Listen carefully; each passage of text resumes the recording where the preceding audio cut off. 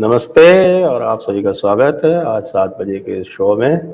हमारे साथ भाऊ तोरसेकर जी और ओंकार जी जुड़े हुए हैं और आज हम बात करने जा रहे हैं उस राष्ट्रमंच की जो अपने हेडक्वार्टर में न जाके और शरद पवार के यहाँ जाकर मीटिंग करता है और पहले कुछ और कहा जाता है, बाद में कुछ और कहा जाता है।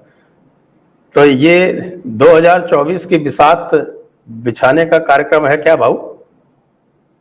बिल्कुल। मैंने तो मेरे वीडियो में पूछ लिया था कि भाई शरद पवार ने अपना घर शादी ब्याह का कोई पंडाल बना दिया है या हॉल बना दिया है, तो हमको भी दे दे, हम कुछ कार्यक्रम कर देंगे हमारे। तो जब तक मीटिंग होने वाली थी तब तक वो पवार साहब ने मीटिंग बुलाई थी, और मीटिंग होने के बाद बोलते कि राष्ट्रमंच ने बुलाई थी। तो यशवंत सिन्हा अगर उनके घर कुछ मीटिंग बुला सकते तो हम भी कुछ फंक्शन कर सकते।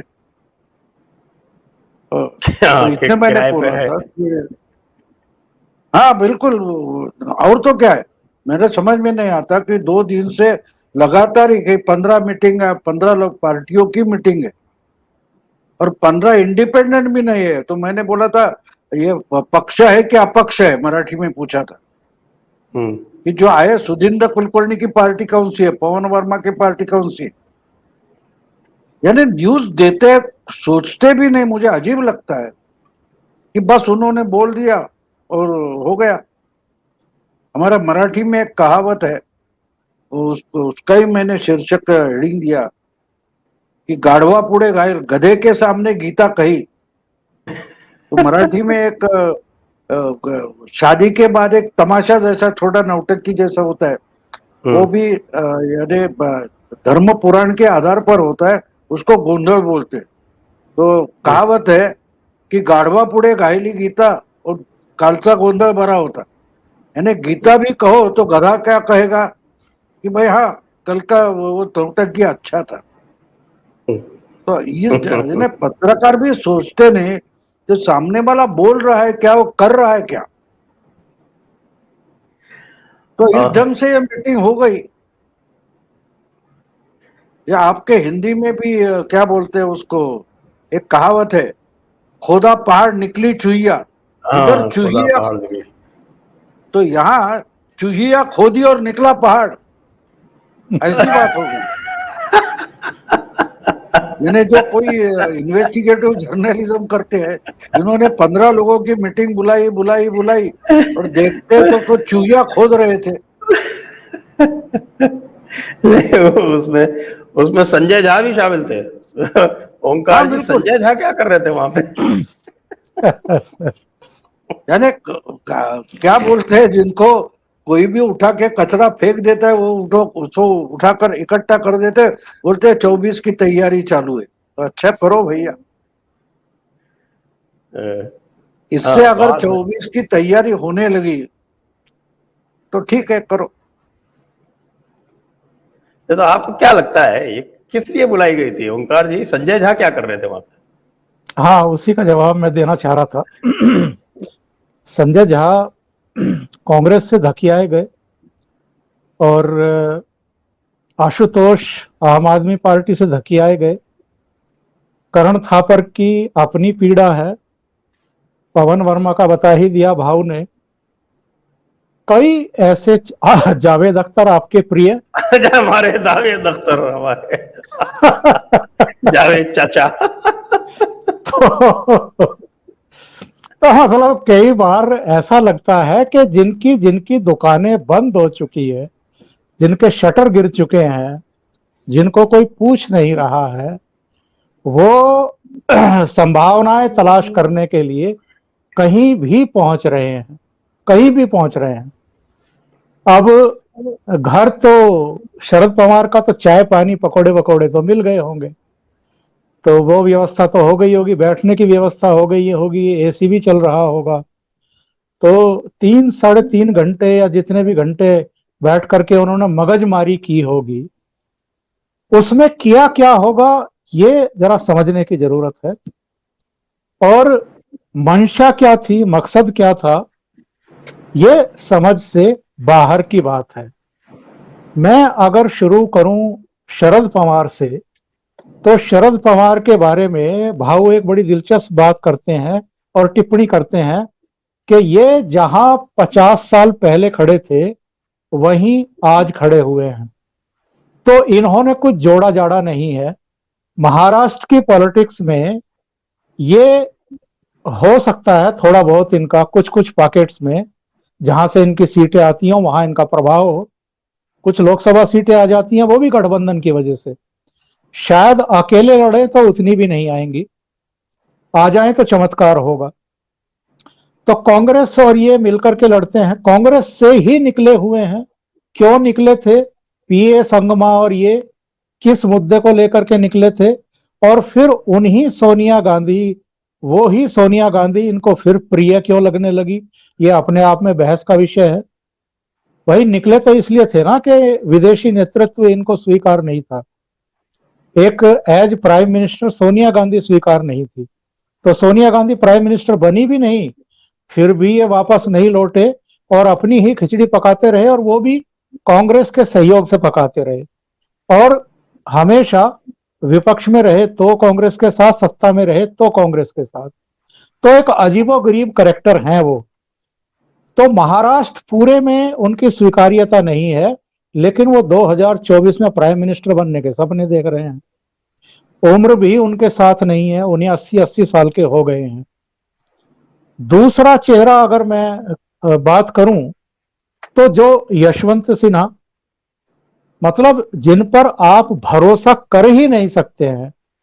जिस पार्टी ने इनको सब कुछ दिया, इनको वित्त मंत्री भी बनाया, इनको विदेश मंत्री भी बनाया, और उन टॉक्स में ये हिस्सेदार थे जो, अगर मैं गलत नहीं हूं तो मुशर्रफ जब आगरा आए थे समिट के लिए तो वहां भी ये मौजूद थे और बजट पेश किए हैं भाई देश के लिए। और अगर मैं गलत नहीं हूं तो चंद्रशेखर सरकार में भी यही थे शायद वित्त मंत्री जब सोना गिरवी रखा गया था, तो इन्होंने ही रखा था। इन्होंने ही रखा था। तो ये ऐसे कैरेक्टर हैं जो चले हुए कारतूस हैं, फ्यूज हुए बल्ब हैं सारे के सारे, और ये एक दूसरे के साथ खड़े होकर के ताकत की तलाश कर रहे हैं, एक विकल्प बनने के सपने देख रहे हैं। किसका विकल्प बनेंगे पहले तो यही बता दें। अलग अलग राज्यों में इनका है क्या? आशुतोष को कौन पूछ रहा है? करण थापर का क्या है? अगर अगर हम पॉलिटिक्स की बात करें, करण थापर क्या चीज है? या जावेद अख्तर का क्या लेना देना है पॉलिटिक्स से? जावेद अख्तर बेगूसराय में जाके प्रचार करता है ना, वही मैं कह रहा हूं। तो कन्हैया कुमार के लिए एक बड़ा अजीब सा मजाक इन्होंने अपने साथ किया है, मीडिया के साथ भी किया है जिन्होंने इनको कवरेज दी है। मुझे लगता है कि ये मजाक के अलावा कुछ नहीं था। संजय जी।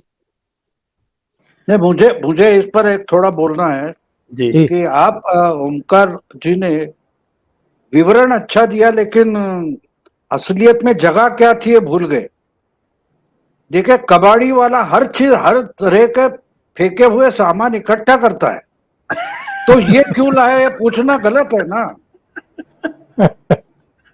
वह एंटीक है या पुराना फर्नीचर है या कोई पीतल का सामान है, तांबे का है, ये कैसे पूछते हो?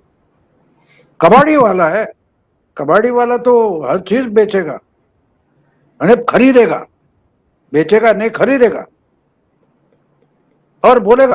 आप जब बेचते हो तब और दूसरी बात, यशवंत सिन्हा तो राजनीति के देवानंद है। देवानंद के आखिरी समय आपने देखा होगा तो कम से कम 10-12 फिल्में उन्होंने निकाली, 1 लाख लोगों ने भी नहीं देखी थी। एक समय का सुपरस्टार और चॉकलेट हीरो थे।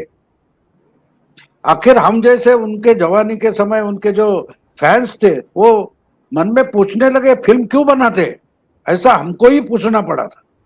तो यशवंत सिन्हा की बात वैसे ही है, वो हिंदी राजनीति के देवानंद है।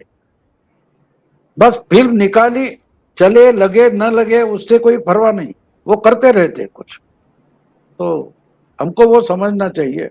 और जो कबाड़ी वाले ने कचरा क्यों उठाया ये बोलना ओमकार जी गलत है, इसके आगे मत बोल।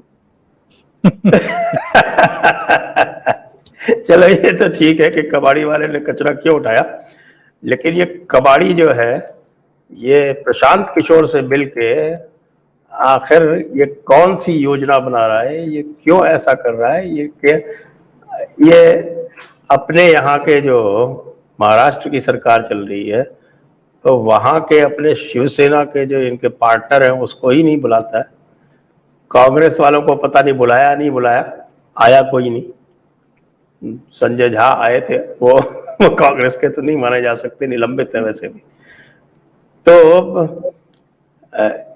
इस पे पूरा का पूरा आशय क्या दिखाने का था? ये क्या कांग्रेस के ऊपर किसी तरह का कोई दबाव बनाना चाहते हैं या कुछ ऐसा संदेश देना चाहते हैं कि देश इनको स्वीकार करे? तो देश तो क्या, मुझे लगता है कि महाराष्ट्र ही इनको पूरी तरह स्वीकार नहीं कर पाया। आपने सही कहा कि 50 साल से जहां थे वहीं हैं। तो इस पूरी एक्सरसाइज का आशय कैसे देखते हैं आप? और यश मैं ऐसा देखता हूं उसमें कि एक बात हुई थी कि कुछ दिन पहले महाराष्ट्र के कुछ मसले लेकर हमारे चीफ मिनिस्टर उद्धव ठाकरे गए थे दिल्ली। उनके साथ कांग्रेस के अशोक चव्हाण थे, पवार के भतीजे deputy chief minister Ajit Pawar थे। तो उनके साथ बात करने के बाद मोदी से अकेले में उद्धव ठाकरे मिले थे। तो एक तो बात ये हो सकती है कि उद्धव ठाकरे को दिखाना था कि मैं ही अल्टरनेटिव बना रहा हूं, ये उनको भी दिखाना था। और दूसरा, सोनिया को डराना होगा कि भैया अगर तुम नहीं तो हम अलग से तीसरी फ्रंट यूपीए के जगह बना रहे। अब दूसरी फ्रंट है ही नहीं तो तीसरी फ्रंट क्यों बना रहे उसका भी पता नहीं। अब तीसरी आप बना रहे हो तो भैया दूसरी फ्रंट कौन सी है, कम से कम वो तो दिखाना चाहिए। और तीसरी फ्रंट बनाएंगे तो उसमें कोई तो स्ट्रांग, ममता का कोई था या ममता ने किसी को रिप्रेजेंट किया, जगन रेड्डी है या आपके नवीन पटनायक है, स्टालिन का कोई, वो डीएमके का कोई था, लेफ्ट का कोई नहीं। जिसकी कोई पार्टी है वो तो वहां था ही नहीं। जिनकी खुद की पार्टी है, अगर आप थर्ड फ्रंट भी बनाओ, फोर्थ फ्रंट बनाओ, 10वीं फ्रंट बनाओ, कोई प्रॉब्लम नहीं। अरे लेकिन उसमें कोई पार्टी तो होनी चाहिए। और पवार साहब तो क्या हम बोले, आपको एक पुराना हिस्ट्री बता दूं।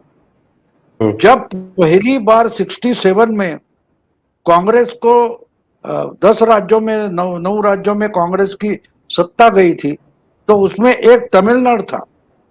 तो उस वक्त उसको मद्रास बोलते थे। तो तमिलनाडु में डीएमके जीत कर आई थी मेजोरिटी में, और अन्नादुराई चीफ मिनिस्टर बने थे। तो कुछ 8-10 महीने में उनका देहांत हो गया था। तो उनके जगह जो मिनिस्ट्री में 2 नंबर थे उनको टेम्पररी चीफ मिनिस्टर बनाया गया। फिर एमएलएस की बैठक हुई और उसमें करुणानिधि चुने गए। तो जो आपको याद भी नहीं होगा वो 2 नंबर का नाम, उनका नाम था नेंदू सेजियन। तो वो अन्नादुरई के नंबर 2 थे। फिर करुणानिधि चीफ मिनिस्टर बने, उनके 2 नंबर भी नेंदू सेजियन थे। उसके बाद जाके पार्टी टूटी, अन्ना डीएमके बन गई, रामचंद्रन चीफ मिनिस्टर बन गए, उनके 2 नंबर नेंदू सेजियन थे। उसके बाद रामचंद्रन का देहांत हो गया और उसके बाद जयललिता बनी, 2 नंबर नेहरू से जीत। तो पवार सालों से 2 नंबर पर है। वो प्राइम मिनिस्टर बनने वाले हैं 91 से, जब 30 साल हो गए, नरसिंह राव जी प्राइम मिनिस्टर थे तब से। तो वो तो है, रेस में है। रेस में तो ऑल्सो रन बोलते हैं ना। तो मुझे अजीब लगता है कि इनको खुद को क्यों नहीं लगता मैं गलत कर रहा हूं। मुझे उसकी अजीब बात लगती है कि पवार साहब को खुद को क्यों नहीं, हमको, मैं मराठी हूं, मुझे शर्म लगती है, बिल्कुल शर्म लगती है कि मनमोहन सिंह जब प्राइम मिनिस्टर बनते हैं तो उससे भी ज्यादा अनुभव और क्वालिटीज पवार के सब पास थे। लेकिन उनको तो 2 नंबर भी नहीं बनाया गया होम मिनिस्टर। उनके 2 नंबर एक जमाने में थे सुशील कुमार शिंदे, उनको 2 नंबर बनाया गया, लेकिन पवार साहब को नहीं बनाया। तो मुझे ये अजीब लगता है कि ये सब कसरतें जो है वो क्यों करते हैं पवार साहब। यानी खुद उनको हमारे शिवसेना के प्रवक्ता जो है, संपादक भी है संजय राउत, उन्होंने उस वक्त बोला था जब ये 3 पहियों की सरकार बनी कि पवार साहब को समझने के लिए 100 जन्म लेने पड़ते। तब मैंने लिखा था कि खुद पवार भी कितने जन्म लेकर खुद को ढूंढ रहे। पवार साहब खुद को समझने की कोशिश कर रहे, इसलिए बार बार जन्म ले रहे। तो ये सब पवार साहब क्यों करते हैं? आज अभी आप बोल रहे हो, उस वक्त चीफ मिनिस्टर से उनकी बात चल रही है, और अनिल देशमुख जिनको ईडी ने बुलाया था, दूसरी बार समझ भेजा था, उस पर ही मीटिंग चल रही है, ऐसी बातें हैं।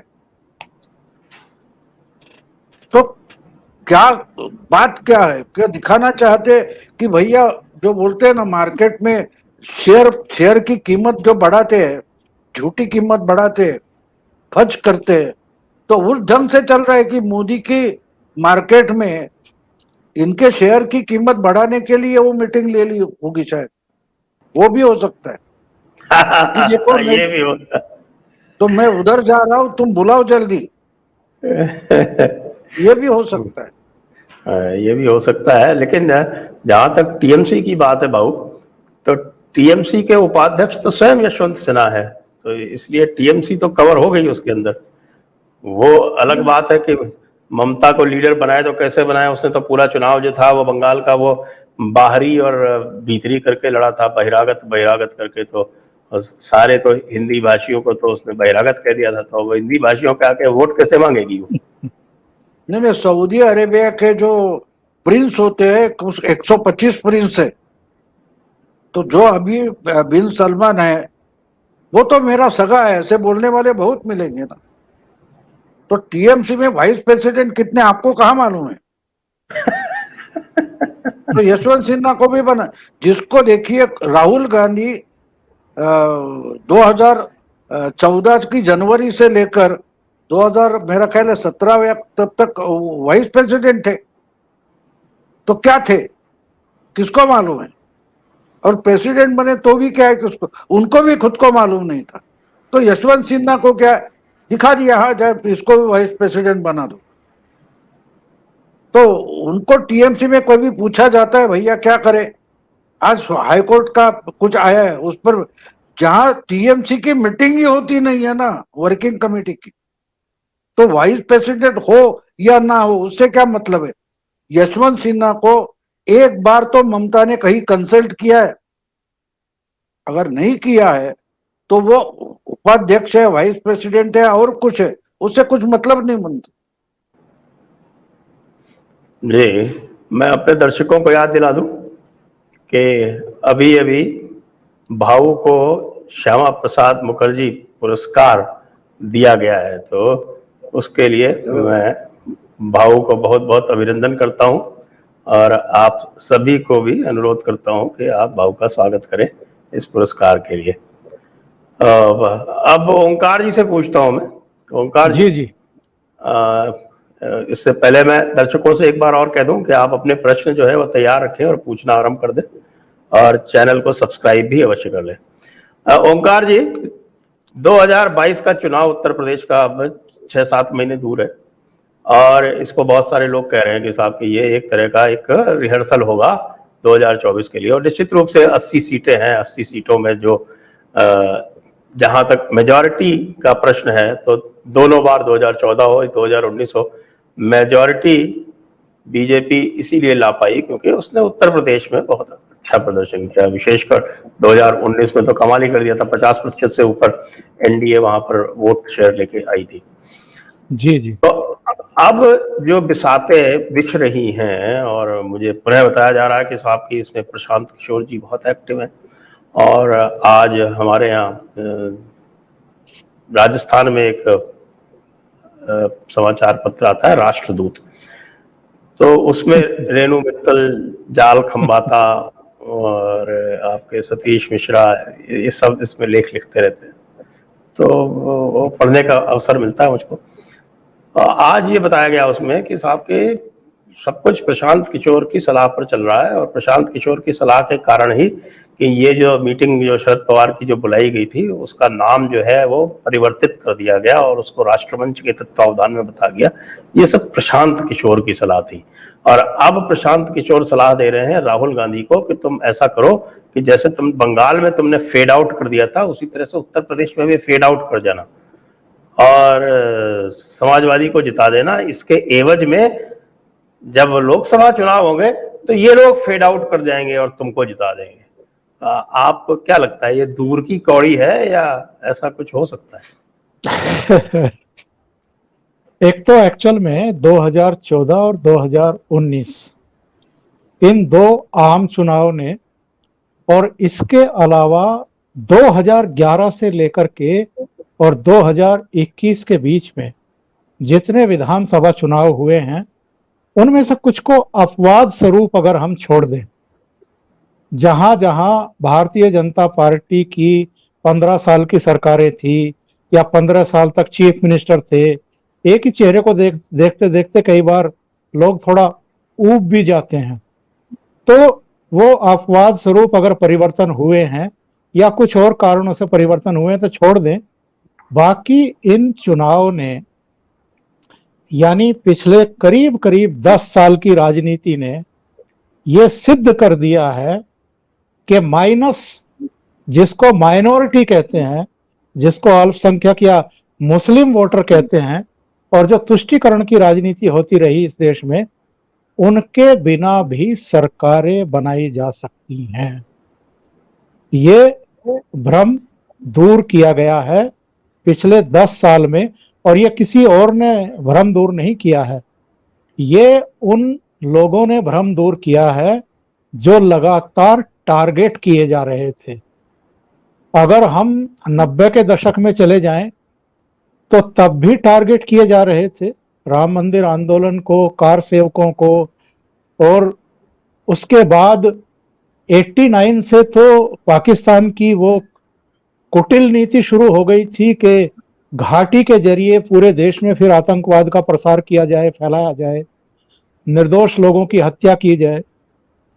तो हम अपने दिमाग में हमेशा एक बात रख करके चलें कि जब भी यहां वोटिंग होती है, किसी भी राज्य में हो, केंद्र के लिए हो, तो एक बात मतदाता के दिमाग में हमेशा रहती है कि साहब इराक में क्या हुआ है, सीरिया में क्या हुआ है, अफगानिस्तान में क्या हुआ है, ओसामा बिन लादेन ने क्या किया है, लश्कर तोयबा ने क्या किया है, जो पाक परस्त आतंकवादी संगठन हैं वो क्या कर रहे हैं, किनके खिलाफ जिहाद चल रहा है, कौन टारगेट पर है, वो एक फैक्टर, चाहे कितनी राजनीति आप किसी मुद्दे पर कर लीजिए और जो सरकारें हैं उनको आप घेर लीजिए, पर ये जो बात है ये आम मतदाता के मन में बहुत गहरे तक बैठ चुकी है।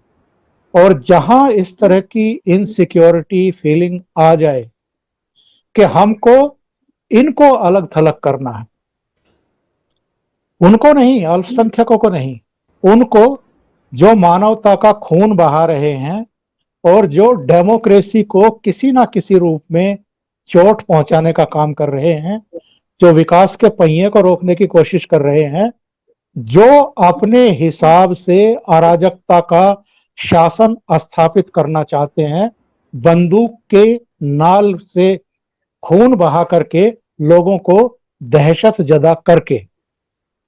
तो उत्तर प्रदेश का जहां तक प्रश्न है, जो मूल सवाल आपका है, उत्तर प्रदेश में भी जब जब चुनाव आएंगे तब तब आप देखेंगे कि जो मेजॉरिटी है वो एकजुट होगी। और अब ये कहने को असदुद्दीन ओवैसी भी आ गए हैं जी, उनकी राजभर की पार्टी से गठबंधन हो गया है, या मुसलमान मायावती को भी वोट देंगे, या एक तरफा समाजवादी पार्टी को जाएंगे, क्या असदुद्दीन ओवैसी कुछ नुकसान पहुंचाएंगे समाजवादी पार्टी को? ये सब ठीक है आकलन के लिए और कयास लगाने के लिए और एक अंक बनाने के लिए या दो अंक बनाने के लिए ठीक है, लेकिन जब मतदाता ये देखेगा कि साहब हमारे लिए काम करने वाला कौन है, हमारे लिए खड़ा होने वाला कौन है, जिस समय कोरोना वायरस तबाही मचा रहा था उस समय जिले जिले में हेलीकॉप्टर से हवाई जहाज से जाकर के समीक्षाएं बैठक करने वाला कौन था, जब दूसरी वेव खतरनाक स्तर पर पहुंच रही थी पूरे देश में और 25 करोड़ की आबादी वाला दुनिया का 5वां देश उत्तर प्रदेश भी उसकी चपेट में आ गया था, गांव गांव कोरोना फैल गया था, उस समय किसने उसको काबू करने के लिए अपने पूरे तंत्र को खड़ा किया? उस समय अखिलेश यादव कहां थे? उस समय मायावती जी कहां थी? उस समय असदुद्दीन ओवैसी कहां थे? उस समय राजभर कहां थे? तो पब्लिक जो है वो नाटक नौटंकी भी समझती है, एक्चुअल में उनके साथ खड़े वाला होने वाला कौन है वो उसको भी समझती है। और जब वोटिंग का समय आता है तो हमने पिछले 10-15 साल में कम से कम देखा है कि हमारी डेमोक्रेसी काफी परिपक्व हो गई है, हमारे मतदाता सही फैसला करने के मामले में चूकते नहीं हैं। कहीं कहीं सामाजिक समीकरण, कहीं कहीं कुछ परिस्थितियां जरूर ऐसी बनती हैं कि जो गलत राजनीति करने वाले हैं कभी कभी वो भी जीत जाते हैं, कभी कभी, लेकिन मोस्टली नहीं। तो मुझे नहीं लगता कि उत्तर प्रदेश में 2022 कोई ऐसा संकेत देगा जिससे 2024 की संभावनाओं को किसी भी तरह की चोट पहुंचती हुई दिखाई दे। जी हाँ, ये भी बड़े आश्चर्य की बात है कि सुहेल देव के नाम पर बनी हुई पार्टी वो राजी सलार मसूद को रिप्रेजेंट करने वाली पार्टी के साथ हाथ मिला रही है। राजभर की पार्टी जो है वो सुहेल देव समाजवादी पार्टी बोली जाती है और सुहेल देव ने सलार मसूद को मोहम्मद आपके महमूद गजनवी के भतीजे को और हरा के और उसके बाद लगभग आप समझिए कि 300 साल तक भारत को सुरक्षित किया था, 150 करीब 190 साल तक, 200 वर्ष तक भारत को सुरक्षित किया था। तो खैर राजनीति में तो ये सब बातें जो है गौड़ हो जाती है कई बार, सिर्फ वोट दिखते हैं कैसे। तो बाबू ये जो बेमेल की शादियां हो रही हैं उत्तर प्रदेश में, इनके बारे में क्या कहना है आपको? कौन सी शादियां? बेमेल। हाँ, बेमेल शादी। तो ये तो अभी निकल रहा है, मैंने इसमें ज्यादा पढ़ा नहीं है, लेकिन ये तो नई बात है नहीं, लव जिहाद ये भी चलता रहता है। ये अभी कानून उस पर पहली बार आ गया। और अब देखिए, आज मैंने सुना कि जम्मू कश्मीर या कहीं से वो शीर्षा भी निकल आए बाहर कि हमको जम्मू कश्मीर में भी एंटी कन्वर्शन लॉ आना चाहिए वगैरह, लव जिहाद। तो ये तो चलता रहता है, ये सदियों से चलता है यार, बिल्कुल नई बात नहीं है आजकल। लेकिन हम खुलेआम उस पर बोलने लगे, इसके पहले बोलना भी गलत माना जाता था। पॉलिटिकली करेक्ट आपको रहना है तो इस पर बात मत करो, तो ये कम से कम खत्म हो रहा है, ये अच्छा है।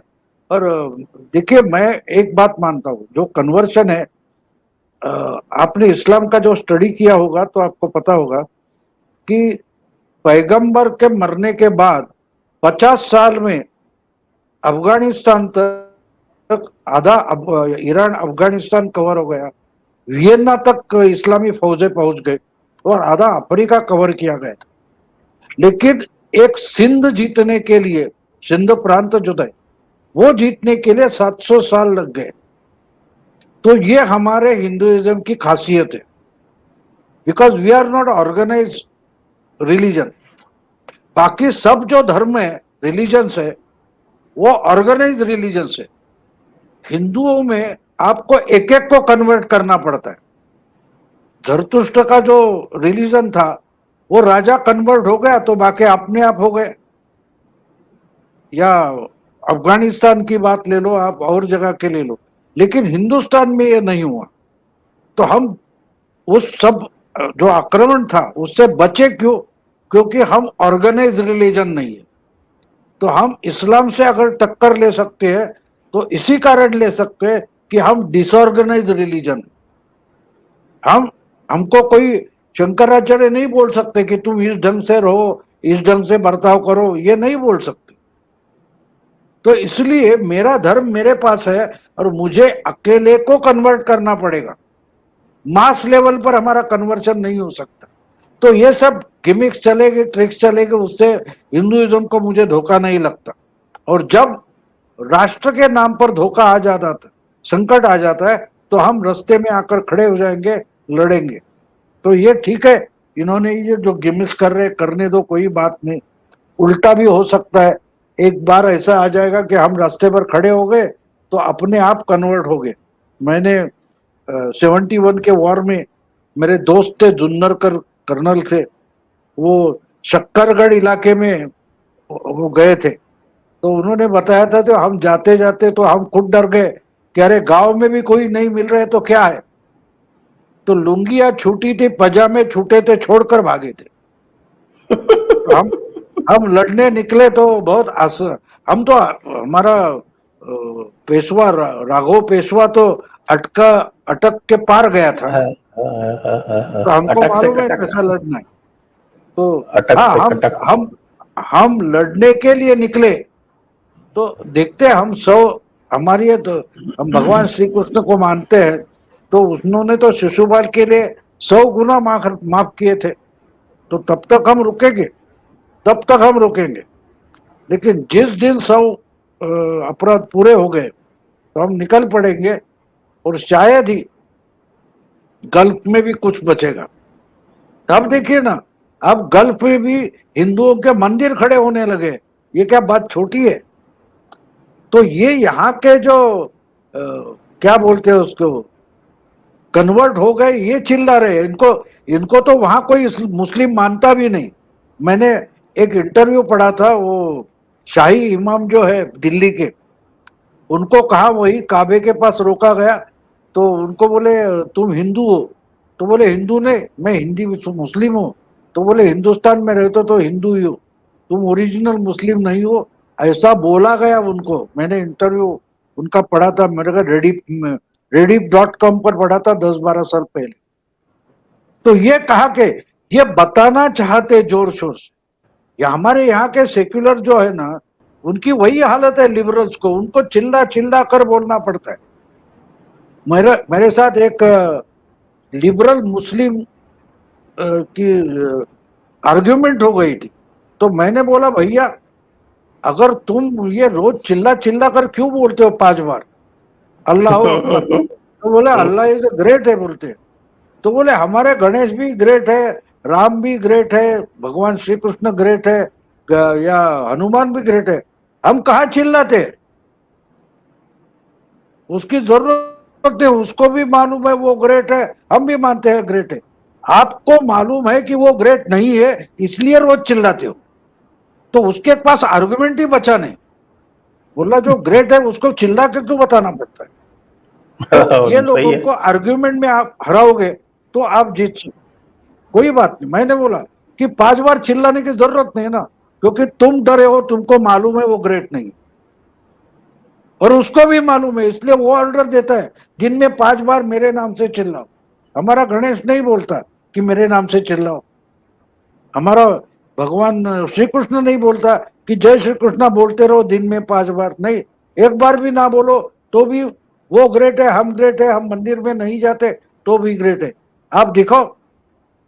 अरे हमारे डॉक्टर रफीक झकेरिया थे, महाराष्ट्र के मिनिस्टर भी रहे, उन्होंने अब्दुल कलाम के बारे में आर्टिकल लिखा था, प्लीज डोंट कॉल हिम मुस्लिम, वो दिन में 5 बार मस्जिद नहीं जाते। ये लिबरल मुस्लिम बोल रहा है।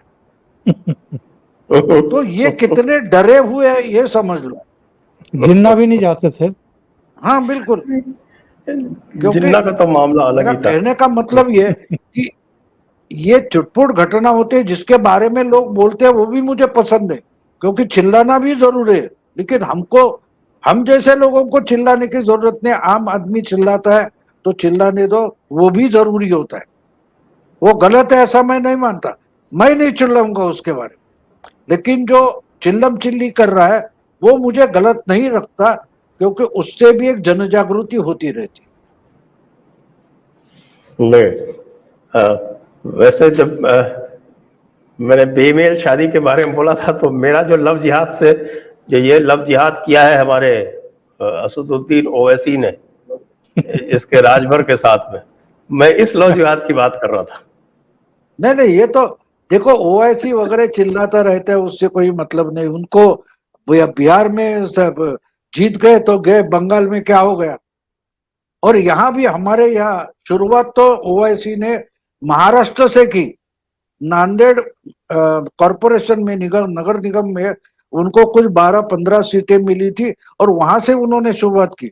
हैदराबाद के बाद पहला उनका एक्सपेरिमेंट महाराष्ट्र में था। इसका कारण भी आप समझ लो कि साउथ इंडिया में जो मुस्लिम है वो वहां के किसी ना किसी पार्टी से अटैच है, इनको कोई पूछता नहीं, इसलिए ये नॉर्थ इंडिया के मुस्लिमों के नेता बनना चाहते। महाराष्ट्र में भी जहां MIDC यानी इंडस्ट्रियल डेवलपमेंट हुई है, वहां नॉर्थ के मुस्लिम आकर बसे हैं, वही उनका कुछ चाल चलन दिखाई देता है ओवैसी का। तो ये नॉर्थ में कोई मुस्लिम लीडर बचा नहीं, वो वहां घुसने की कोशिश कर रहे हैं। और वो बार बार क्या बोलते हैं देखो, कि समाजवादी पार्टी मुस्लिमों की नहीं है, उनका लीडर कहाँ मुस्लिम है। ओवैसी क्या बताते, मैसेज क्या देते हैं देखो। तो वो राजभर के साथ जाएंगे, यहाँ उन्होंने प्रकाश अंबेडकर के साथ, वंचित आघाड़ी के साथ ये किया था, वो करने दो, कोई बात नहीं। देखिए मैं मानता हूं कि मोदी की जो रणनीति है, स्ट्रैटेजी है, वो इस ढंग से चलती है कि वो मारेंगे लेकिन दिखेगा नहीं, दिखेगा नहीं। आपको जख्म होगा लेकिन आप मोदी को नहीं ब्लेम कर सकते, बिल्कुल नहीं ब्लेम करें। अब कश्मीर में देखो, ये चिल्ला चिल्ला कर आ गए, ये है वो है, आ गए निकल गए। मोदी ने एक शब्द भी नहीं बोला है अभी तक कि क्या करने वाले, और मोदी क्या करेंगे उस पर फरूक बोल रहे हैं, महबूबा मुफ्ती बोल रही है। ये मोदी का तरीका है। मोदी का तरीका ठंडा करके पियो, मेरी जुबान को नहीं जलना चाहिए, ठंडा करके। जिसको पी रहा हूं उसको जलाऊंगा, गर्म करूंगा, लेकिन मैं तो ठंडा करके पीऊंगा। ये मोदी का तरीका है। तो यूपी में भी उनका राजभर आए या और कोई आए, उसे एक बात आपने 300, लास्ट टाइम बीजेपी ने 300 सीटें जीती, उसका स्टडी किया है। 73 सीट 14 में आ गई लोकसभा में, आपने उस चुनाव का बारीकी से अभ्यास किया है। 14 में मुस्लिमों का एक भी कैंडिडेट लोकसभा में किसी भी पार्टी से नहीं आया था, याद है आपको। 80 में से एक भी मुस्लिम MP यूपी से नहीं बना। हाँ, नहीं बना। और उसके पहले 2012 में जो असेंबली का चुनाव हुआ था 9.5 साल पहले, उसमें हिस्ट्री में पहली बार 68 MLA मुस्लिम थे। तो मोदी को जो जीत मिली है ना, वो 68 MLA से मिली है। करे इतने इतने परसेंटेज कितना है, मुस्लिमों का परसेंटेज 25% है, उत्तर प्रदेश में 20 है, 20% है, और कितने 68 आ गए, पहली बार हुआ था। और वो जो बोलते हैं ना क्या वेदना थी, वो जो दर्द था, वो 2014 में दिखाई दिया, और वही दर्द 2017 में दिखाई दिया। और मायावती और अखिलेश इकट्ठे आ गए, तो मायावती के 10 आ गए, उसमें 5 मुस्लिम है, तो वो मायावती के नहीं है। दानी शैली तो नॉर्थ कर्नाटका के है, वो वहां से MP बने। तो पोलराइजेशन जो है, ये जितना चिल्लाएंगे वो पोलराइजेशन होगा। और बिल्कुल हाँ, मैं मानता हूं कि कुछ यहां वहां होगा तो 300 नहीं हो गए, शायद 275 हो गए, 270 हो गए, ये जो पहले का जो था वो 4 पार्टियों में डिवाइड होता था, और जितनी बीजेपी है उतनी ही बीएसपी थी, उतनी ही एसपी थी। अब बीजेपी का पलड़ा भारी है। बीजेपी का पलड़ा देखिए, 2 इकट्ठे आने के बावजूद 63 मेरा ख्याल है, कितने आ गए बीजेपी के? 63 एमपी आ गए। तो ये हाँ, छोटी बात नहीं है। 62+2। हाँ, तो वो बात आपको समझ नहीं। देखिए, दूसरी बात ये होती है कि वोटर जब वोट करता है तो वो ढंग से सोचता है कि भाई काय का नगर निगम का है। हाँ, तो नगर निगम का जो वोट होता है, तो मेरा जो वार्ड है वो वार्ड में दिखने वाला कोई चाहिए, वार्ड में दिखने वाला कोई चाहिए। मैं दौड़ के जिसके पास जाऊं, ऐसा कोई मुझे पार्षद चाहिए। लेकिन जब चुनाव क्या बोलते असेंबली का होता है, तो मुझे कम से कम मालूम होना चाहिए कि कौन है भाऊ तोरसेकर, कौन है, क्यों मैं उसको वोट दूं। पार्टी छोड़ो, लेकिन भाऊ तोरसेकर मेरे इलाके का है या नहीं है। और पार्टी भी होनी चाहिए और कैंडिडेट भी होना चाहिए। लेकिन पार्लियामेंट का चुनाव होता है तो पार्टी होनी चाहिए। देखिए, गोरखपुर और फूलपुर में बाई इलेक्शन जो था लोकसभा का, वो तो सोशलिस्ट समाजवादी पार्टी ने जीत लिया। लेकिन जब जनरल चुनाव आ गया तो दोनों जगह फिर बीजेपी को मिल गई, क्योंकि उपचुनाव में एक एमपी चुनना होता है और जनरल इलेक्शन होता है तब प्राइम मिनिस्टर या सत्ता वाली पार्टी चुननी होती है। ये आम आदमी को पता चलता है, वोटर को। इंटेलेक्चुअल जो है या तो सेफोलॉजी करने, उनको पता नहीं चलता। हमारा वोटर बहुत बहुत समझदार बन गया, उसको पता है क्या करना है। अब और एक बात बता दूं कि अगर वो भाऊ तोरसेकर को चुनता है, इस इलाके का एमएलए करके चुनते, तो भाऊ तोरसेकर को जो वोट मिलते हैं वो पूरे भाऊ तोरसेकर के नहीं होते। भाऊ के वोट समझो उसमें 25-30% होते, 25-30% उसके पार्टी के होते, और बचे जो 30-35 या 40% वोट ऐसे होते हैं जो कोई भी दूसरा नहीं चाहिए या दूसरी पार्टी नहीं चाहिए, इसलिए भी भाऊ को मिलते। अगर वो नहीं होता तो उसके पास चले जाते हो। यानी हर चुनाव में वोटर अपना चॉइस करता है, और यही सर्वे में नहीं मिलता। इंटेलेक्चुअल को सेफोलॉजी, वो पॉलिटिकल एनालिस्ट को समझ में नहीं आता। वो अभी भी तो समझो 1990 और 1995 का जो थीसिस है उस पर अटके हुए कि इतने राजभर है, इतने कुछ जातव है, उतने कोई और पटेल है, इसमें जो अटके हैं। तो आप और एक बात बता दूं कि मुझे ये अजीब कहाँ लगा था जब ये मंडल सिफारिशें इंप्लीमेंट हो गई, तो वहां का एक पत्रकार, मुझे नाम भूल गया, उन्होंने बढ़िया बात बताई। वो बोले कि सवाल ये है कि मंडल आयोग आने से यादव और ओबीसी जो असल में दलितों को मारते हैं, वही अभी रिजर्वेशन में आ गए, तो पूरे के पूरे दलित बीजेपी के पास चले जाएंगे। और उस वक्त कल्याण सिंह जीते थे। ये हमको ये फर्क समझना जरूरी है। हमको कम से कम हम इंटेलेक्चुअल्स के तरफ देखें तो हमको ज्यादा बातें समझ में आए। हाँ, ये तो बात सही है आपकी, बिल्कुल सही है। और ओंकार जी, आपको क्या लगता है कि जिस तरह के मूव काउंटर मूव चल रहे हैं विरोधी पक्ष द्वारा, तो इसके परिप्रेक्ष्य में मोदी की रणनीति क्या रहेगी? वो कुछ काउंटर मूव करेंगे, चुपचाप बैठे रहेंगे, फिलहाल बाद में देखेंगे? क्या आपको क्या लगता है? जैसे बाबू ने कहा कि मोदी ठंडा करके खाते हैं, खासतौर से इलेक्शन के मामले में तो बिल्कुल ही शांत रह के अपनी अभिव्यक्ति करते हैं। आपको क्या लगता है कि किस तरह से रणनीति बनेगी, या अभी बहुत जल्दी है? एक तो मैं जो भाऊ ने बताया था कि 2012 में उत्तर प्रदेश में 68 एमएलए आए थे मुस्लिम, तो वो 64 थे। खैर वो कोई बड़ा मसला नहीं है, 4 इधर उधर कोई बड़ा मसला नहीं है। लेकिन भाऊ, मैं एक और बात बताना चाहता हूँ कि 2012 और 2017 के बीच में उत्तर प्रदेश में मुजफ्फरनगर दंगे समेत ऐसे बहुत सारे इंसिडेंट हुए थे जब आजम खां जैसों ने मतलब अपने पद का, अपनी ताकत का, अपने रुतबे का बेजा इस्तेमाल किया था।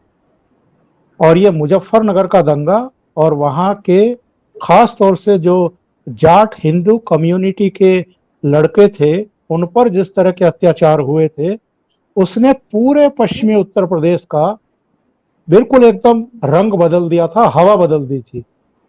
और उसी का नतीजा आप देख रहे हो कि वेस्ट यूपी की पूरी बेल्ट में भारतीय जनता पार्टी का परचम लहराया था। और अजीत सिंह उस समय थे, कोरोना में अभी चले गए। एक समय चौधरी चरण सिंह की तूती बोलती थी इस पूरे इलाके में। उनको केवल एक सीट छपरोली की मिली थी और वो सीट भी फिर बाद में वो एमएलए भी भारतीय जनता पार्टी में चला गया था। तो ना तो आरएलडी बची थी, ना समाजवादी पार्टी बची थी, कांग्रेस का तो कोई किस्सा ही नहीं था। और जो बसपा, ये सब पूरी तरीके से इरिलेवेंट हो गई थी। और समाजवादी पार्टी का तो खाता भी जाकर के जो है वो उन मुस्लिम बेल्ट में जाकर के खुला था। 2017 में केवल 23 मुस्लिम एमएलए जीत पाए थे, जबकि इससे 5 साल पहले भाऊ ने बताया 60 से ज्यादा 64 एमएलए जीत करके आए थे मुस्लिम के। तो ये तो खैर वो अपडेट था कि उस समय फिजा कैसे बदली। और जो आपका प्रश्न है संजय जी कि मोदी क्या करेंगे, तो मोदी को कुछ करने की जरूरत एक्चुअल में होती ही नहीं है। कई मुद्दे बीच में अपने आप ही ऐसे आ जाते हैं जो इनके विरोधी दल ही लेकर के आते हैं और फिर उन जाल में ऐसा फंसते हैं कि उनको निकलने का रास्ता ही नहीं मिलता है। मुझे याद नहीं आता है जब से मेन स्ट्रीम की पॉलिटिक्स में नरेंद्र मोदी की एंट्री हुई, सितंबर 2013 में इनको प्रधानमंत्री पद का उम्मीदवार भारतीय जनता पार्टी ने बनाया, फिर एनडीए ने बनाया। कभी कोई फिरका परस्त बात उनकी जबान से निकलती हुई हमने सुनी हो, देखी हो, ऐसा मुझे याद नहीं पड़ता है। हाँ, भाषणों का उनका एक अपना शुरू का अंदाज हुआ करता था। वो किसी को शहंशाह बोल जाते थे या किसी को वो प्रतीक स्वरूप। लेकिन कोई हिंदू मुस्लिम की बात वो करते हो या कुछ इस तरह की बात करते हो, एक बार शायद चिता वगैरह की या शमशान की बात उन्होंने की थी, इस तरह की बातें कभी कभी। लेकिन उन पर भी एक सीमित बहस और उसके बाद वो चीजें खत्म हो जाती हैं।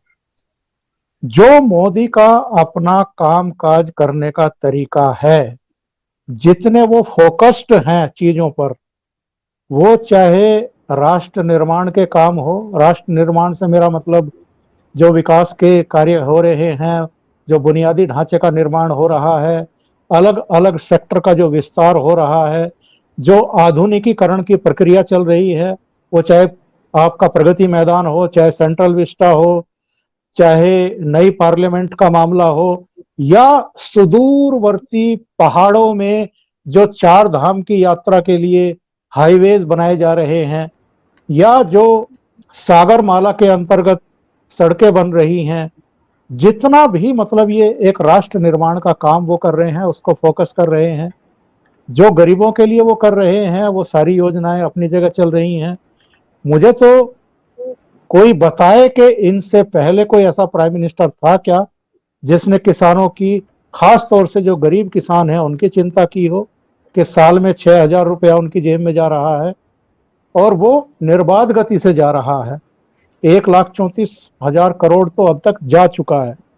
तो राजनीति करने के लिए ये लोग राजनीति करते रहेंगे, पर उनको जब मौका आता है तब वो सबका हिसाब किताब करते जाते हैं रैलियों में, दूसरी जो भी उनके मंच हैं उनके जरिए, चाहे मन की बात है या दूसरे तमाम जितने भी मंच हैं उनके, वहाँ पे कभी स्टूडेंट से उनको बात करनी होती है, वहाँ वो मैसेज कन्वे कर देते हैं, किसानों से प्रतीक स्वरूप बात करते हैं सैद्धांतिक तौर पर, या वहाँ पे अपनी बात कह देते हैं। उनका अपना एक तरीका है बात कहने का, वो मैसेज पहुंचा देते हैं लोगों तक।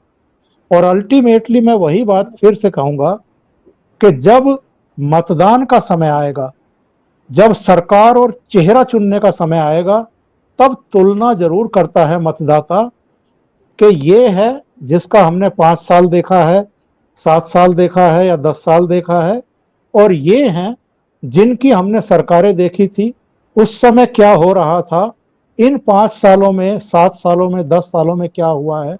एक तुलनात्मक जरूर वो करते हैं विश्लेषण, और उसके बाद फिर वो तय कर लेते हैं कि एक्चुअल में उनके लिए सही कौन है और गलत कौन है। वैसे तो मेरी धीरेन्द्र पुंडीर से बात हो रही थी, तो धीरेन्द्र बता रहे थे कि लखनऊ में टुकड़े टुकड़े गैंग वालों ने, इकोसिस्टम ने, इन सब ने डेरे डालने शुरू कर दिए हैं। मतलब 2022 की अभी ये सब कोई झांझ मंजीरे, कोई तबले लेकर के, कोई सारंगी लेकर के, कोई बैंड बाजा लेकर के वहां पहुंच चुके हैं। इन्होंने वहां डेरे डाल दिए हैं। तो ये सब अपनी अपनी धुनें बजाएंगे, पब्लिक भी सुन लेगी इनकी, लेकिन अल्टीमेटली उनको फैसला करना है कि उनके लिए बेहतरी किस में है। बिल्कुल। तो अब इससे पहले कि हम दर्शकों के प्रश्नों की ओर चलें, मैं चलते चलते भाव से और पूछ लेता हूं। बस 2 शब्द मैं बोलता हूं, आप बता दें। राहुल गांधी क्या होगा? राहुल गांधी तो आजकल ट्विटर से भी गायब हो गए। अभी मुझे पता नहीं चलता क्या कर रहे हैं। आज तो मैंने अभी अभी हमारा प्रोग्राम शुरू होने से पहले देखा तो सिद्धू उनको मिलने गए थे, उनसे भी नहीं मिले हो। अरे तो क्या कर रहे हैं पता नहीं, तो मैं क्या बोलूं उनके बारे में। वो अपने आप में मसरूफ है, खुश है। अहो रूपम अहो ध्वनि।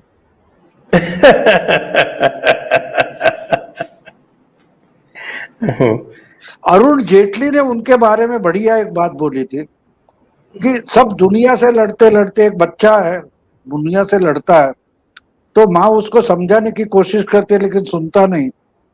तो एक दिन स्कूल से आता है, बोला कि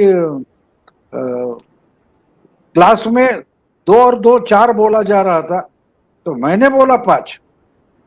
तो सब बच्चे बोले ने अरे यार 4 है, खुद में टीचर भी बोले 4 है। तो माँ बोली बेटे ऐसा करेगा तो परीक्षा में फेल हो जाओगे।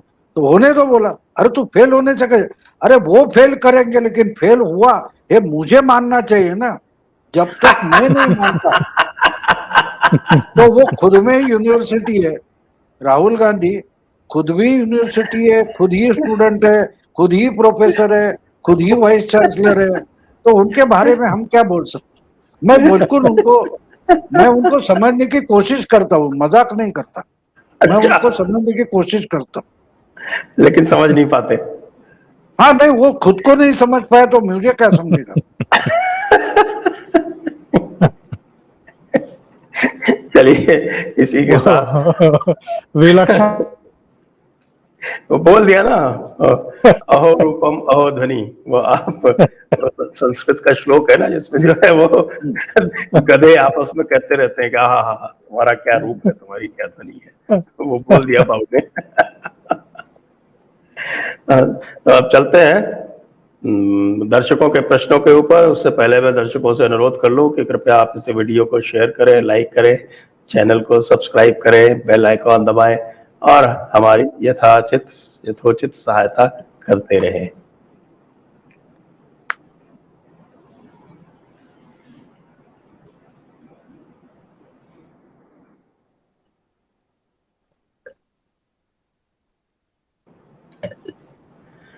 विक्रम राजदान कह रहा है कि वाई डजंट भाऊ और BJP file a PIL suit against Sharad Pawar for disproportionate assets?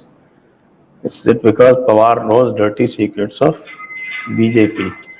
ये कह रहे हैं कि भाऊ या भाजपा तो शरद पवार के विरुद्ध आय से अधिक का एक मामले के लिए PIL क्यों नहीं दायर करते?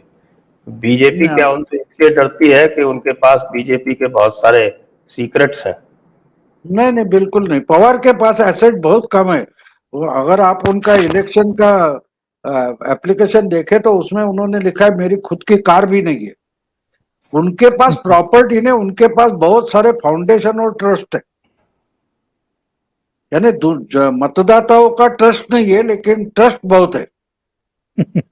तो उसमें इतना पैसा घुमाया है कि वो देश के किसी भी शहर में जा पहुंचे तो उनकी खुद को रहने की सुविधा खुद की है, उधर गाड़ियां है, सब व्यवस्था है, क्योंकि उतने ट्रस्ट बनाए। अकेला मेरा ख्याल है एक शायद ट्रस्ट ऐसा है, मुंबई क्रिकेट एसोसिएशन, जिसमें वो आमरण क्या बोलते हैं उसको, अध्यक्ष नहीं है। बाकी सब ट्रस्ट ऐसे कि वो जब तक जिंदा है वही अध्यक्ष बने रहेंगे, तो वो उनकी प्रॉपर्टी है। लेकिन उस पर आप क्या ट्रस्ट किया, आप क्या कर सकते, पर्सनल प्रॉपर्टी है नहीं। हाँ, ऐसे लोग कहते हैं कि शरद पवार से अधिक धनी कोई व्यक्ति नहीं है, सोनिया गांधी तो व्यर्थ में बदनाम है। नहीं, वो विनोबा जी का था ना, सब भूमि गोपाल की, हाँ, तो वो असल में शायद पवार साहब के लिए बोले होंगे, ये सब भूमि पवार की, ऐसा है।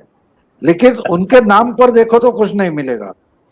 और शेक्सपियर ने बोला है नाम में क्या रखा है तो तुम्हारा ही। बिल्कुल, सब नहीं का है। नेक्स्ट, उत्पल जालान ये कह रहे हैं, question, your opinion about Pawar Prashant meet with regional parties, do you think they may be planning regional party versus BJP? तो कह रहे हैं कि साहब पवार और प्रशांत किशोर की जो मीटिंग हुई थी वो उसके बारे में आपका क्या विचार है? क्या वो कोई रीजनल पार्टी बनाना चाहते हैं महागठबंधन के बजाय? जो कि नहीं, अब नेशनल संभव नहीं है लेवल पर रीजनल पार्टी कैसे बन सकती है? कि ममता बंगाल में जीत गई है इसलिए अब महागठबंधन नहीं बन सकता, तो क्या अलग अलग रीजनल पार्टी बनाएंगे बीजेपी के खिलाफ? नहीं, रीजनल पार्टी जरूर बनाए, लेकिन ममता के पास लीडरशिप क्वालिटी है, भले हमें पसंद ना हो, लेकिन जिस तरीके से वो जुझारू लीडरशिप है वो कहाँ है? आपको तो लड़ना पड़ेगा ना। मैं एक बात बता दूं आपको कि आपके राजस्थान में तो आप वो कोटा आपके किस लिए फेमस है आपको मालूम है? कोटा में स्टोन सब, और साड़ी। कोटा में कोचिंग हाँ, कोचिंग तो कह रहा भाई है। बच्चों का कोचिंग होता है ना। हाँ, तो जब कोचिंग होता है तो कम से कम उसको 90% 95% तक लेके जाना है, तो वो कम से कम 60-65% ओरिजिनल होना चाहिए। जो कोई 35-40% वाला है उसको उठा के कोटा का कोई भी कोचिंग इंस्टीट्यूट है वो तो 90 तक नहीं ले जा सकता ना। तो प्रशांत किशोर भी कोचिंग क्लास वाला कोचिंग इंस्टीट्यूट है। वो जो 60, 65, 70 पर है उसको 90 तक ले जा सकता है, लेकिन जो फेल ही होने वाला है उसको तो वो 50% तक भी ले नहीं जा सकता।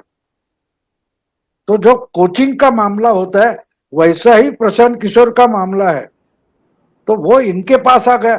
अब देखिए कोचिंग क्लास का क्या होता है कि देखो यूपीएससी में हमारे पहले क्या 100,000 में हमारे 35 है, दूसरा बोलता है हमारे 25 है, लेकिन उसी क्लास में आकर भी जो 900, 800 या 1200 फेल हो गए उसकी तो एडवर्टाइज होती नहीं। तो प्रशांत किशोर उसी क्लास जैसा है, वो फेल जो हुआ उसके बारे में एडवर्टाइज नहीं करे, तो वो बोले करे उसे। जहां अभी शरद पवार को भी मालूम है इनका क्या होने वाला नहीं है। हाँ, शरद पवार कितना करोड़ ढीला करेंगे उस पर प्रशांत किशोर उनको मदद कर सकते हैं। अगर फीस नहीं भरेंगे तो उनको क्लास में लेने वाले हैं। जी, नेक्स्ट, भाऊ के 7, ओंकार जी के 5 और दीक्षित जी के 4.5 दर्शक क्रॉस हुए, आपको धन्यवाद। भाऊ, देश के 70 साल कैसे बीते, पाटिल की बोट क्यों नहीं छोटी, किस्सा सुनाए। ये क्या है पाटिल की बोट? ये बहुत पुराने मेरे भाषण कई सुने होंगे। वही अजय राहुड़े। एक किस्सा ऐसी बात है कि अंधेरी अमावस की रात थी और गांव का जो पटेल होता है, सरपंच होता है, ठाक, तो उसकी बूढ़ी माँ बीमार हो गई तो उसको ले जाना है, तो बीच में नदी है, तो नदी से नाव पार करना पड़ता है। तो अमावस की रात है और बोलते हैं जाओ किसी को लेके आओ, वो जाना है।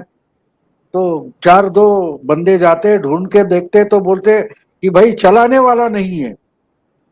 जो चलाने वाला होता है, नौका तो वही है, नाव है, लेकिन चलाने वाला नहीं है। तो वो तो राहुल गांधी वो समझो ऐसा पटेल या कोई सरपंच है, वो बोलता है क्यों नहीं, अरे आप बैठो, चला उसमें क्या है, चलो माँ को तो ले जाना है। तो जाकर बैठ जाते 10-12 लोग और बुढ़िया को बैठा रहते, और तो नाव हलाना चालू करते जोर शोर से, जोर शोर से। तो थक जाते तो बोलते दूसरे दो बैठ जाओ, तीसरे दो बैठ जाओ, और इतना टाइम हो जाता है, थक जाते तो पहले दो फिर से होते होते भोर हो जाते, सुबह हो जाते, देखते तो यही किनारा छोटा नहीं है। तो दो देखते हैं तो बोलते कि क्या हो गया रे, अरे इतने चला रहे हो तुम, नहीं पीछे से दौर छोड़ना बाकी रह गया। तो नाव इसी किनारे में रह गई। तो 70 साल, तो मैंने एक भाषण में कहा था कि 70 साल के बाद असली चलाने वाला मिला है। तो ये किनारा छूटा है, तो 70 साल तो एक जगह थे, अब निकले, जल्दी दूसरा किनारा आ जाएगा, ऐसा मैंने एक भाषण में कहा था। तो 70 साल, एक आया, दूसरा आया, यार नेहरू से लेकर मनमोहन सिंह तक आ गए, हिलाते रहे लेकिन कुछ हुआ नहीं। पानी का वही घुमाते रहे, जो हमारे मराठी में उसको वल्ला बोलते हैं, वो जो लाठी लेकर पानी हिलाते हैं ना, तो वैसे नाविक घुमाते जो रहे। होता है। हाँ नाविक, तो चलाते रहे। लेकिन तो अभी जो ठीक ढंग से देखो, मोदी देश के लिए कुछ करना चाहते, बाकी क्या है, अपने पार्टी के लिए कुछ करना चाहते, बच्चों के लिए कुछ करना चाहते, दोस्तों के लिए कुछ करना चाहते। ये पहला है जिसको मालूम है कि हमारी नाव दूसरे किनारे जानी चाहिए। या तो नासिर मुल्ला का, ये जो मोदी के खिलाफ लोग हैं, उनके बारे में भी मैं एक बोल दूं कि नासिर मुल्ला का कहीं मैंने पढ़ा था, बहुत बढ़िया था। तो वो उस किनारे है और नासिर मुल्ला इस किनारे है।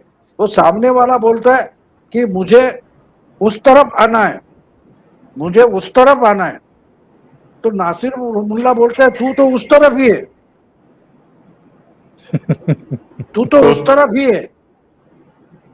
जब तक वो सामने वाला नहीं बोलता कि मुझे तुम्हारी तरफ आना है, तब तक उसको समझाओ मत, उसको बोलो तू उस तरफ ही हो।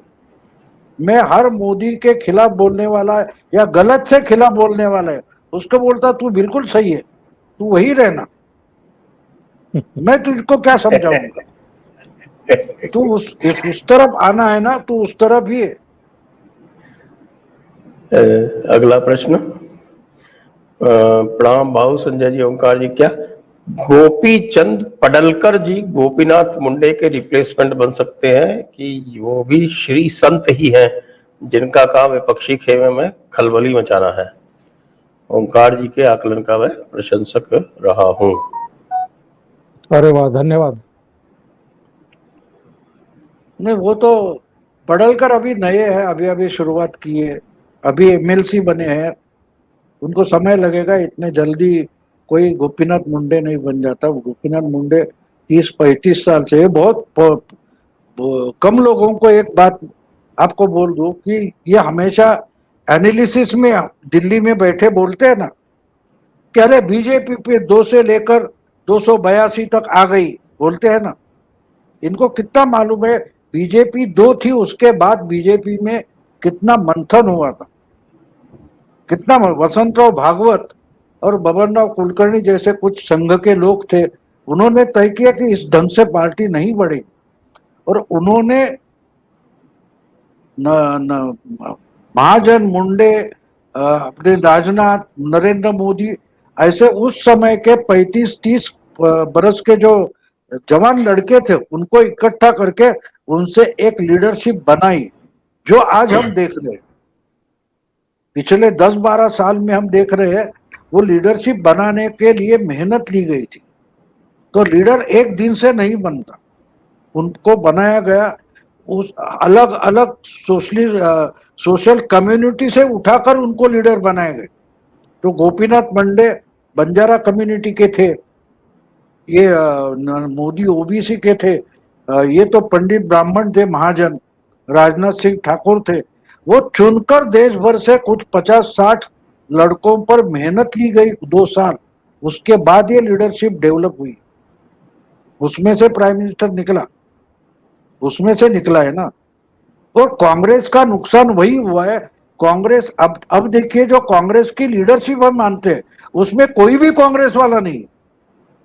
कपिल सिब्बल हो, चिदम्बरम हो, ये कौन Abhishek Manu Singhvi, they are professionals. वो कहीं सक्सेसफुल हो गए तो उनको उठा के पार्टी में लाया गया, लेकिन उनको मालूम नहीं है कांग्रेस क्या है। दूसरी तरफ आप बीजेपी की लीडरशिप देखो, वो संघ से आई हुई इंडोक्ट्रिनेटेड लीडरशिप है। जी। डॉक्टर शर्मा, यूपी में आरएलडी फैक्टर और पंजाब में बीएसपी फैक्टर, ये कागज पे तो अच्छे लगते हैं लेकिन ये पूरी तरह अपना परफॉर्म शायद ही कभी कर पाते हैं। ओंकार जी आप बताएं, आरएलडी तो बिल्कुल आपके यहाँ की है। इनका आकलन सही है, और मैं चूंकि चंडीगढ़ में रहा हूँ कई साल अमर उजाला में इंचार्ज के तौर पर, तो मैं पंजाब को भी जानता हूँ। पंजाब में जब तक काशीराम जी थे तब तक कभी कभी मायावती चंडीगढ़ तक चली जाती थी और कभी कभार कोई प्रेस कॉन्फ्रेंस कर ली, कोई मीटिंग कर ली, औपचारिकताएं निभा ली। उसके बाद काशीराम जी के बाद तो मुझे याद नहीं है, एक आध बार गई हूं तो गई हूं, कभी चंडीगढ़ या पंजाब में किसी कार्यक्रम के सिलसिले में। कार्यक्रम तो वो कभी यूपी में नहीं करती, कभी किसी मुद्दे को लेकर के अपने कार्यकर्ताओं को सड़कों पर नहीं उतारती, खुद भी नहीं जाती, तो पंजाब तो क्यों जाएंगी। पंजाब में काशीराम जी के समय एक बार 3 लोकसभा सीटें जीती थी बहुजन समाज पार्टी ने, और उसके बाद तो लगातार उसका क्षरण हुआ है, लगातार उसका पतन हुआ है। हालांकि हमें नहीं भूलना चाहिए कि इस देश में अगर सबसे अधिक प्रतिशत में दलित मतदाता किसी प्रदेश में है तो वो पंजाब है, लेकिन वहां शायद 32 या 34% दलित मतदाता हैं। इसके बावजूद वहां पर बहुजन समाज पार्टी का पूरी तरीके से डिक्लाइन हुआ, और अब आकर के एक कोशिश कर रहे हैं फिर से ये अकाली, क्योंकि भारतीय जनता पार्टी से गठबंधन टूट गया, तोड़ दिया उन्होंने, अब वो बहुजन समाज पार्टी के साथ एक, मतलब वो कहते हैं ना आंखों में धूल झोंकने वाली बात, कि साहब बहुजन समाज पार्टी के साथ हम गठबंधन कर रहे हैं, बिना जमीनी हकीकत समझे हुए कि बहुजन समाज पार्टी का एक्चुअल में पंजाब में इस समय कुछ बचा नहीं है। तो आप नाम मात्र के लिए कर रहे हैं, पर उसका कुछ खास असर ना तो अकाली दल के वोट बैंक में दिखाई देगा और ना ही बहुजन समाज पार्टी के। बहुजन समाज पार्टी का नाम लेकर के भी अकालियों ने ये नहीं कहा है कि हम डिप्टी चीफ मिनिस्टर दलित बनाएंगे और वो बहुजन समाज पार्टी का होगा। उन्होंने ये जरूर कह दिया कि हम दलित डिप्टी चीफ मिनिस्टर बनाएंगे।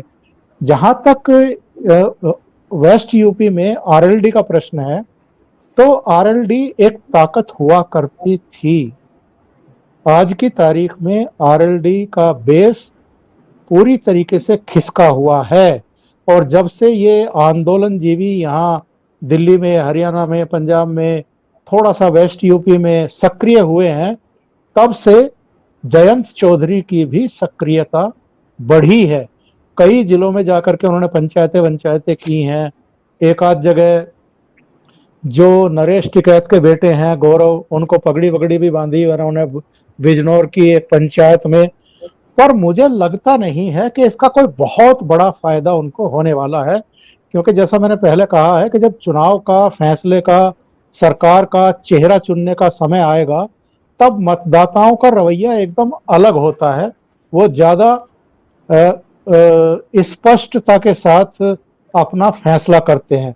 पर फिर भी मुझे ऐसा लगता है कि चूंकि चौधरी अजीत सिंह की डेथ हुई है कोरोना काल में, और थोड़ा सा जाट जो है वो सेंटिमेंटली एक जुड़ाव रखते हैं चौधरी चरण सिंह से, इस परिवार से, तो हो सकता है कि पश्चिमी उत्तर प्रदेश में कुछ सीटें इस बार आरएलडी को मिल जाएं। जी हाँ। मानव भट्ट, क्या बंगाल की चुप्पी मोदी जी का आडवाणी जिन्ना मूवमेंट है? इसका असर 2024 में होगा? भाऊ। नहीं, मैं नहीं मानता। देखिए, मोदी आपके लिए लीडर है, देश के लिए प्राइम मिनिस्टर है, वो उनको संविधान के दायरे में रहना पड़ता है। वो अगर ममता बन गई तो ममता के खिलाफ ममता का पलड़ा भारी हो जाएगा। एक बात है कि जो हो रहा है वो गलत हो रहा है, मैं मानता हूं, लेकिन कानून जिस ढंग से चलाना चाहिए वो अगर नहीं चलाएंगे तो सारे के सारे लोग इकट्ठा होकर मोदी पर टूट पड़ेंगे। और एक बात हमको ध्यान में रखनी पड़ती है कि 77 हो, 89 हो, 96 हो, क्या वाजपेयी का जो 99 का प्रयोग था वो फेल जहां हो गए क्योंकि गवर्नमेंट बनी रहनी चाहिए। कांग्रेस 70 में 50 साल सत्ता पर रही, इसका कारण बदनाम होकर भी कांग्रेस क्यों नहीं हारती थी? क्योंकि कांग्रेस ही गवर्नमेंट चला सकती है, ये जो लोगों के मन में बैठा। तो मोदी ने पहला टारगेट 5 साल में रखा कि हम सरकार 5 साल चला सकते हैं। अगर वो भी उस समय कुछ एग्रेसिव होकर कुछ करते तो सरकार गड़बड़ा जाती। और लोग अब देश में कांग्रेस बची नहीं क्योंकि बीजेपी ही कांग्रेस। तो बीजेपी सत्ता में नहीं थी उस वक्त, जितनी अग्रेसिव हो सकती थी वो आज नहीं होगी। उसको पार्टी भी चलानी है और सरकार भी चलानी है, वो दोनों देखकर चले तो चुप्पी नहीं है, कुछ ना कुछ चल रहा है। अब आप अगर मानते हो कि भैया मोदी को प्रेस कॉन्फ्रेंस लेकर बताना चाहिए, करो कुछ नहीं, लेकिन प्रेस कॉन्फ्रेंस लेके बोलो कि मैं कैसा फारूक अब्दुल्ला को खत्म कर दूंगा, महबूबा मुफ्ती की बोलती बंद कर दूंगा, ये प्रेस कॉन्फ्रेंस लेके नहीं बताया जाता। रणनीति ऐसे होती है, हो जाता है। आपको याद होगा कि जब 370 हटाया गया था उसके 15 दिन पहले ट्रंप कुछ बोले थे कि मोदी ने मुझे बताया कि कश्मीर में आप मीडिएटिंग करो, और कितना पार्लियामेंट में धमाल मची थी कि कैसे ट्रंप आ सकता है। और वहां, और वो भी इमरान के साथ बोले थे ट्रंप, और छाती फुलाकर सीना फुलाकर इमरान खान वापस आ गए और हमारे पार्लियामेंट में जोर शोर से मोदी को टारगेट किया गया था। और जयशंकर उसका जवाब दे रहे थे कि मोदी ने कुछ कमिट नहीं किया, लेकिन मोदी कुछ बोल नहीं रहे थे। मोदी ने इनकार नहीं किया था क्योंकि मैं मानता हूं कि ट्रंप के साथ बात करते वक्त मोदी ने जरूर ऐसा बोला होगा कि आप तो कम से कम मीडिएट करो, क्योंकि मोदी को मालूम था शो ऑफ करने के लिए ट्रंप ये कहीं ना कहीं गलत ढंग से बोले, और वो बोल गए। जब दो नेशनल लीडर बोलते हैं तो वो प्राइवेट होता है, वो पब्लिक के लिए नहीं वो है। लेकिन ट्रंप बोलेगा ये मोदी को मालूम था, और उन्होंने ट्रंप को आगे करके इमरान को उल्लू बनाया और 15 दिन में 370 हट गया। अब उस वक्त अगर मोदी बोल जाते कि हाँ मैंने बोला है, ना मैंने बोला है, तो मोदी ने चुप्पी रखी थी। तो मोदी के चुप्पी का मतलब हमको समझना चाहिए। नेक्स्ट। इसी के साथ प्रश्नोत्तर समाप्त होते। आप सभी दर्शकों को बहुत बहुत धन्यवाद, बाबू को बहुत बहुत धन्यवाद, ओंकार जी को बहुत बहुत धन्यवाद जयपुर डायलॉग्स पर आने के लिए। Thank you. बहुत बहुत धन्यवाद। जय हिंद, वंदे मातरम।